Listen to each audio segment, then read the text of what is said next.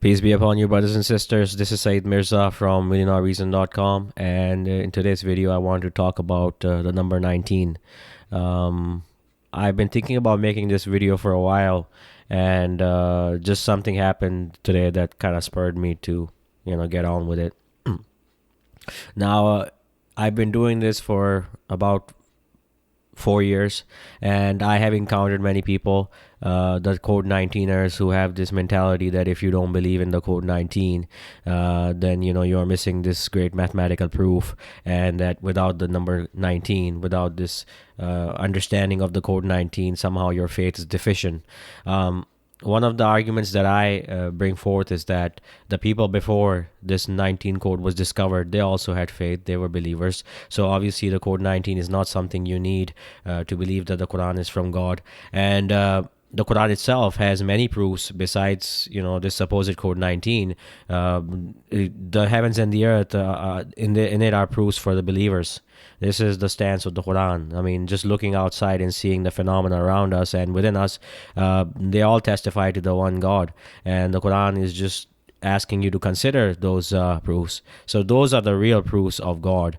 They are within us, they are around us, they are everywhere. And the Quran mentions them again and again. And that's the reason I wrote my book, Within Our Reason, is to bring those proofs to the attention of people who haven't really considered that the Quran is talking to your reason. But this code 19, the cult, it's persisting, and unfortunately a lot of people believe that when you say that you believe in the Quran alone, that somehow you're associated with this code 19 worldview. That's not true. There's many believers who believe in the Quran alone who don't accept this code 19. And really, the it's not that the code 19 is there, it's not there. You have to understand what the code 19 ultimately leads you towards. You shall know the tree by its fruits. And in the case of the worldview of the code 19ers, if you believe in the code 19, then ultimately you have to reject chapter 9 verses 128 and 129. And this is not something that I'm just dreaming up. This is the stance of the Quran, the Code 19 cultists. If you have read the Reformist translation, which is authored by 3 authors, including Edip Yüksel, you will notice that in the translation in the chapter 9, the last 2 verses, verse 128, 129, you can look this up online. I'll even put up a link in the drop down box below. You can read this translation for yourself. It's page 160. He has put verses 128, 129 in italics. He or they or whoever is authoring this thing, they have put this in italics. And if you read the end notes to that, this is what they say. The numerical structure of the Quran leads us to accept this chapter having 127 verses rather than 129, and it rejects the additional statements found in modern manuscripts, which are written here in italics. The major correction is imposed on us by the Quran's own testimony by its authenticating system. The correction made by the numerical structure of the Quran is also supported by numerous historical events and reports. See chapter 74 and the appendix on it 19. So this is official. This is not, me claiming that, this is what they believe. They actually do believe. And, if you are really sincere in your belief and you don't accept that these 2 verses are in the Quran, chapter 9, verse 128 and 129, then at least have the honesty to delete this from your translation. But you put it in italics. I wonder why, why not just delete it if you don't believe it? So anyway, I'm not going to get into the intentions of why they've let these verses stay, even though they don't believe that they are part of the Quran. This is denying God's own claim in the Quran. If you accept that these 2 verses are not in the Quran, which is what the Code 19, at least the leader of this movement, well, the leader is dead, Rashad Khalifa, but anyway, whoever is running the show, if they are creating this translation, and this is sort of the official translation of the Code 19 cult, if you are going to be putting these verses in italics and basically deleting them, but not really deleting them because you don't want to delete them for some reason, but But anyway, if you are actually, this is the claim, then you are denying God's own claim. We read in chapter 15, verse 9, we send down the remembrance and we are its custodian. So God is saying that He is the custodian of the remembrance. That is the Qur'an. The Qur'an is the dhikr, the remembrance. This is in the Quran. This is chapter 15, verse 9. Look it up. It says, we send down the remembrance and we are its custodian. So you are saying that God somehow failed in his promise by letting these two verses be added to the Quran? That's the claim, right? So this is the ultimate consequence of you accepting Code 19, that you are led to reject the completeness of the Quran. Now, I am not going to be discussing what this the proof text where this 19 comes from. I will only be reading the verse to you, the translation of it from Brother Gant's translation. You are free to look at any translation you want, besides the Reformers translation, because they have an agenda. Or you could probably, if you know Arabic, then that's even better. Just look at the Arabic itself. What I will say is that this verse is ambiguous, and there's a reason why it's ambiguous, because this is a trial. This is a fitna. And the Quran obviously talks about ambiguous and unambiguous verses. I'll read to you that verse as well. But this is a fitna for those in whose hearts is a disease. Okay, so we need to be clear on what this is. This verse is a trial. And our faith, the believer's faith, is strengthened when we see these people rushing into this trial and trying to interpret the meaning of this 19, and basically creating a whole cult in which you are accepting that Rashid Khalifa was the messenger of God, and that you're accepting that the Quran was tampered with, and that you are going to now delete verses from the Quran and deny God's claim that He is the custodian. This is really, I'm trying to get you to understand that this is the whole part and parcel. This is the whole package that you sign up for when you say that there's a code 19, that's a mathematical miracle in the Quran that was revealed to Rashid Khalifa. This is what you end up with.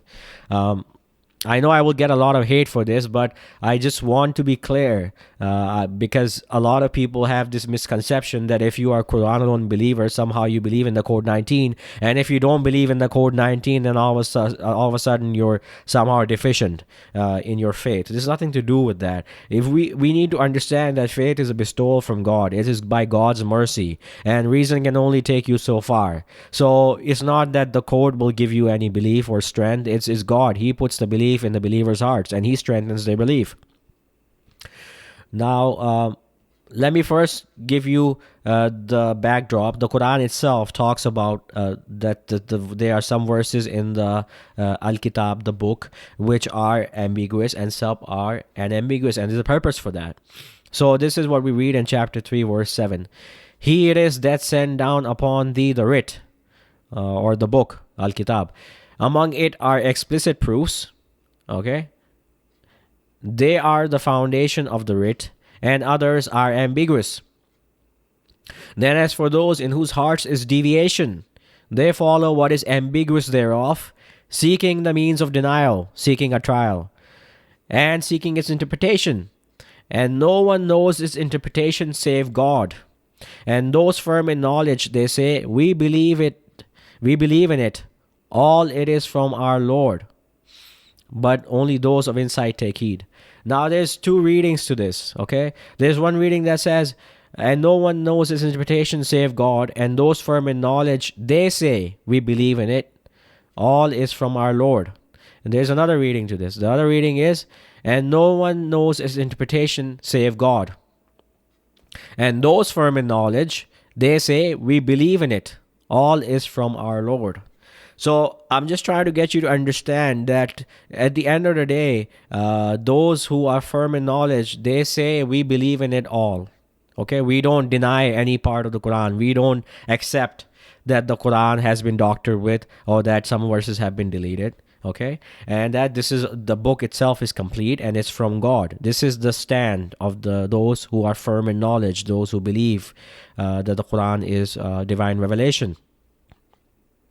So this is the backdrop. You need to understand. Okay, these are verses. There are some verses in the book Al Kitab, which are ambiguous, and those in whose hearts is deviation, they follow what is ambiguous. They try to interpret their meaning, and derive this whole cult out of it. When their meaning is known only to God, or the other reading is that their meaning is only known to God and those who are firm in knowledge. But regardless, they say we believe in it. It is all from our Lord. Okay. Now let's look at this proof text. This where this comes from, and this is actually chapter 74. And I've said this consistently. Brother Garens has been saying this for many years, that the Quran needs to be read in context. The Quran is divided into chapters for a reason. You need to read the whole chapter and try to understand what the theme is, what the context is, and then you will understand the meanings of the verses. If you take verses out of context, then unfortunately you won't get an understanding of what the verse is talking about. So I'm going to read to you the whole of chapter 74, but I am not going to discuss the interpretation or what I think the meaning of this verse is, where this 19 is mentioned. You can look it up yourself and decide for yourself. But my faith is increased because I see these people, and that this is a trial, and that they are rushing into this trial and seeking its interpretation and devising this whole cult, which ultimately leads you to denying that the Quran, it was preserved by God. That's how I see it. Okay, chapter 74. This is Brother Garens' translation. O thou one covering himself, arise thou and warn thou, and magnify thou thy Lord, and purify thou thy garments, and forsake thou defilement, and show thou not favor seeking gain, and to thy Lord be thou patient. Then when the trumpet is sounded, that day will be a difficult day, for the false claimers of guidance not easy. Leave thou me with him whom I created alone, and appointed for him wealth extended, and sons present, and spread before him ease. Then hopes he that I should add more. No, indeed, he was towards our proofs obstinate. I will burden him with a steep ascent. He considered and determined. Damned be how he determined. Then damned be how he determined. Then looked, then frowned and scowled. Then turned away and waxed proud, and said, This is only sorcery handed down. This is only the speech of a mortal. I will burn him in Saqar. This is the Arabic word, Saqar. He is just translating for you. And what will convey to thee what Saqar is? It spares not and leaves not, scorching mortal man. Over it are 19. And we have made the guardians of the fire, Ashabun Nar, which also means companions of the fire. And we have made the guardians of the fire only angels, and we made their number only as a means of denial. It's only a trial, okay? For those who ignore warning, that those given the writ might be certain, and those who heed warning might increase in faith, and those given the writ and the believers might not doubt, and that those in whose hearts is disease and the false claimers of guidance might say, What means God by this similitude? Thus God sends astray whom he wills, and guides whom he wills, and there knows the forces of thy Lord only he. And this is only a reminder to mortal man. No, indeed, by the moon, and the night when it retreats, and the morning when it brightens, it is one of the greatest, as a warning to mortal man, to him who wills among you to advance or to tarry. Every soul is in pledge for what it earned, save the companions of the right. In gardens they will ask each other about the lawbreakers. What brought you into Saqar? They will say, We were not among the performers of duty, and we fed not the needy, and we discoursed vainly with those who discourse vainly. See, wasting your time in trying to interpret this supposed mathematical miracle, Code 19 in the Quran. You are discoursing vainly. You're wasting your time. And denied the day of judgment. until the certainty came to us. Then no benefit to them is the intercession of intercessors. Then what ails them that they from the reminder turn away, as if they were startled donkeys, fleeing from a lion? The truth is, every man of them desires that he be given scriptures unfolded. No, indeed, the truth is, they fear not the hereafter. No, indeed, it is a reminder. So whoso wills will remember it, and they will not remember save that God wills. He is worthy of prudent fear and worthy to forgive. So this is the complete chapter 74 translation. This is Brother Gant's translation. I suggest you look at Arbery as well, or other translators as well. If you want to look at the Reformers translation, read it for yourself. Obviously, they're going to be twisting these meanings to suit their agenda, that code 19 is a mathematical miracle, and that this is somehow, the thing that you need to believe in. And if you don't believe in this, then, your faith is deficient. But I understand that if you believe in this code 19, ultimately it will lead you to reject that the Qur'an is complete and preserved, and that you will be in direct opposition to God's claim where he said that we have revealed this message and we are its custodian. Okay, so I just wanted to be clear again. Whatever my personal interpretation of this is, I am not bringing that into the picture. I'm just telling you that what is more important, what is important is that we believe in the day of judgment, and that we strive in the cause of God with our wealth and our lives, and we strive for his good pleasure. That is really what the crux of the Quran's message is, and not talk vainly, and not be dragged into these conversations about the validity of this or that. This really is against the Quran's principles. The Quran is calling us all to unite in the tremendous task of serving God alone.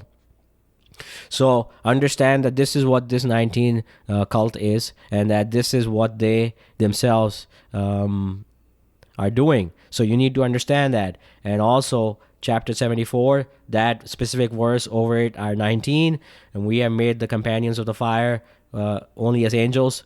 This is an ambiguous verse, and there's a purpose behind it, and that purpose is that those who in whose hearts is a deviation, it will lead them astray, and that they will question, what does God mean by this?